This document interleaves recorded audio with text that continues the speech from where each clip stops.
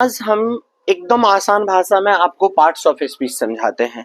Parts of speech यानी कि सिर्फ और सिर्फ आज हम आपको पार्ट्स ऑफ स्पीच पहचानने के लिए बताएंगे कि कौन सा नाउन होता है, क्या प्रोनाउन होता है, क्या एडजेक्टिव होता है, क्या वर्ब होता है, क्या एडवर्ब होता है, क्या प्रेपोजिशन होता है और क्या कंजंक्शन होता है। ये सब आज हम आपको सिर्फ पहचानने के लिए बताएंगे।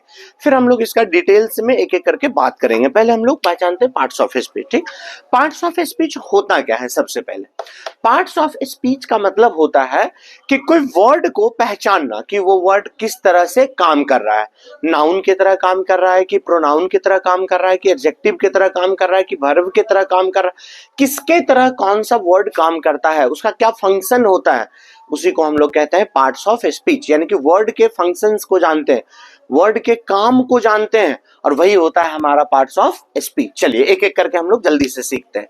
नाउन यानी कि हम लोग जानते हैं कि नेम, दुनिया में जितने भी वस्तुएं होंगे, चीजें होंगे, सबका एक नाम होगा और वही नाम को हम क्या कहते हैं? नाउन कहते हैं। जैसे मेरा नाम सुमित हो गया, नाउन हो गया, इसका नाम बोर्ड हो गया, नाउन हो गया, क्लास हो गया, नाउन हो गया, स्टूडेंट्स नाउन हो गए, विलेज नाउन हो गया, विलेज नाउन हो गया, ये सब का सब क्या हो गया? हमारा नाउन ही हो गया। ठीक है, ये सब को हम लोग नाउन कहते हैं। दुनिया में जितने भी नाम होते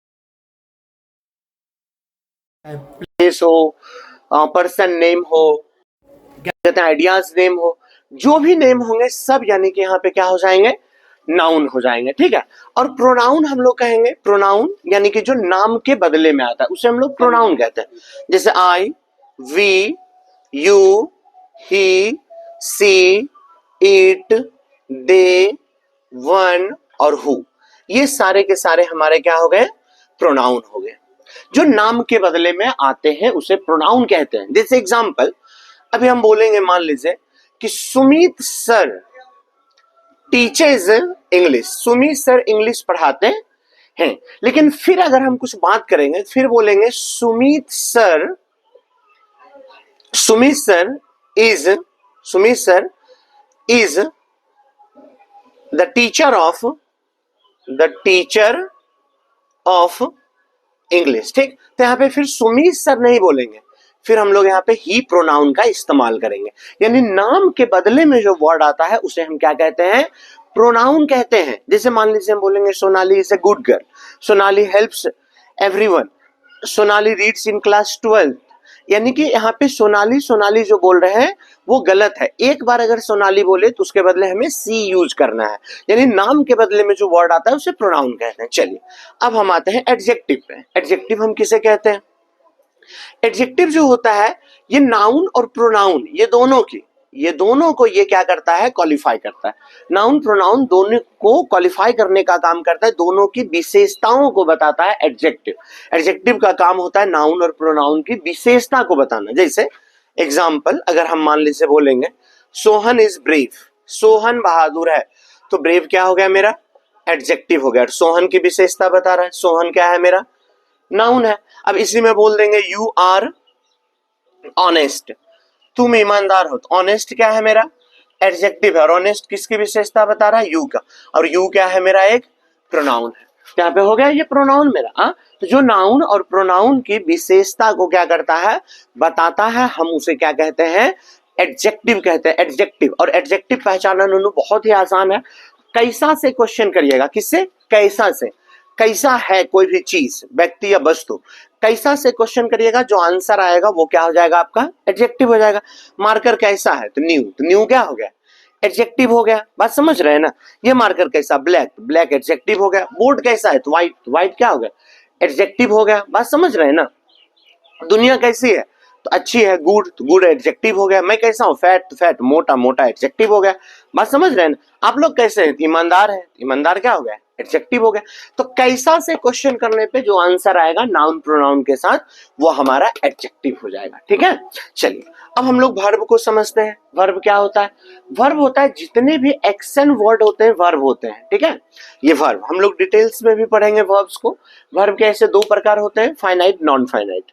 ठीक है, और main verb, helping verb finite के अंदर ही आते हैं। ठीक है, तो वर्ब जो होते हैं जनरली हम लोग जानते हैं ऐसे हेल्पिंग वर्ब और मेन वर्ब, ये जानते हैं।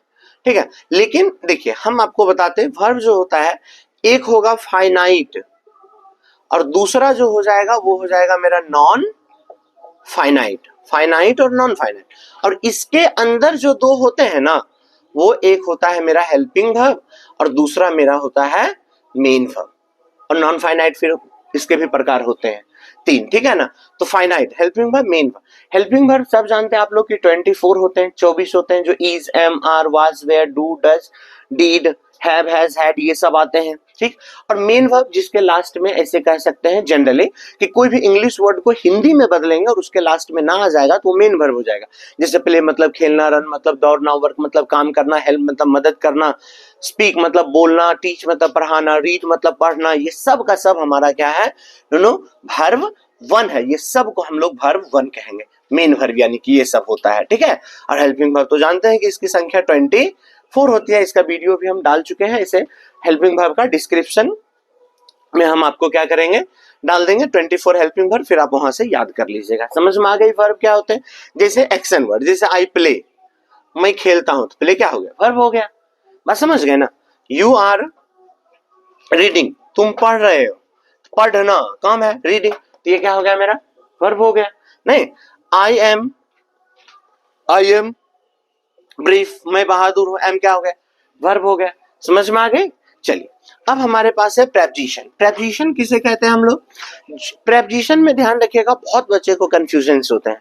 ये क्या करते हैं, ये दो चीज के लिए यूज होते हैं प्रेपोजिशन, टाइम के लिए और प्लेस के लिए, टाइम के लिए और प्लेस के लिए, ठीक है। नाउन प्रोनाउन से पहले आएगा, जो टाइम होगा, प्लेस होगा, उससे पहले आके उसके स्थिति को बताने का काम करता है, सिचुएशन को बताने का काम करता है, उसी को हम लोग प्रेपोजिशन कहते हैं। This examples, marker is in my hand, marker is in my hand, marker मेरे हाथ में है, marker is in my hand. In क्या हो गया यहाँ पे मेरा, प्रेपोजिशन हो गया, ठीक है। ये इन प्रेपोजिशन हो गया। देखिए अभी माय हैंड मार्कर के स्थान को बता रहा है, मार्कर कहाँ है, मेरे हाथ में, मार्कर के स्थान को बता रहा है, तो इन क्या हो गया, प्रेपोजिशन हो गया। प्रेपोजिशन दो ही होता है, प्रेपोजिशन यानी प्लेस का और टाइम का, दो ही चीज का होता है, ठीक है। जैसे आप देखिए, ही कैम, वह आया, ही कैम वह आया, ऑन मंडे, कब आया, तो मंडे को, तो ऑन यहाँ क्या हो गया मेरा, प्रेपोजिशन हो गया। चलिए अब हमारे पास है कंजंक्शन। कंजंक्शन जो है ये जोड़ने का काम करता है। क्या काम करता है, जोड़ने का, ये आपस में जोड़ता है सेंटेंस को, वर्ड को, फ्रेज को, ये जोड़ने का, सिर्फ और सिर्फ जोड़ने का काम करेगा कौन, कंजंक्शन, सिर्फ ये जोड़ता है। जैसे देखिए एग्जांपल, ही एंड आई, अभी ही एंड आई को, जो ही और आई को जोड़ रहा है, एंड, एंड क्या हो गया मेरा, कंजंक्शन हो गया। हाँ, जैसे बोलेंगे यू और आई, तुम या मैं, और क्या हो गया, कंजंक्शन हो गया, क्योंकि जोड़ रहा है। बात समझ में आ रहा है ना।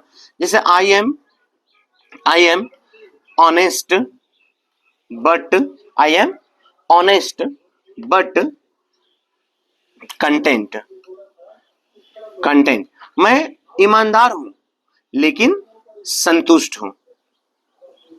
नहीं, I am poor but content, मैं गरीब हूं लेकिन संतुष्ट हूं, बट क्या हो गया मेरा, कंजंक्शन हो गया। देखिए हो रहा है, जो जोड़ने का काम करेगा हम उसे कंजंक्शन कहते हैं। बहुत सारे वर्ड कंजंक्शंस में होते हैं, ठीक है। फिर इंटरजेक्शन, इंटरजेक्शन यानी कि जो शब्द, जो वर्ड को हम अचानक बोलते हैं उसे हम लोग इंटरजेक्शन वर्ड कहते हैं। जैसे वाओ, ओ, आ, आउच, ये सब वर्ड जो देख रहे हैं आप, ये सब क्या है, इंटरजेक्शन है। इस तरह के जो भी वर्ड आएंगे, हेलो, इंटरजेक्शन हो गया। बात समझ में आ गए। पूरे पार्ट्स ऑफ स्पीच आपको समझ में आ गए होंगे कि noun, pronoun, adjective, verb, adverb, preposition, conjunction और इंटरजेक्शन। Thank you.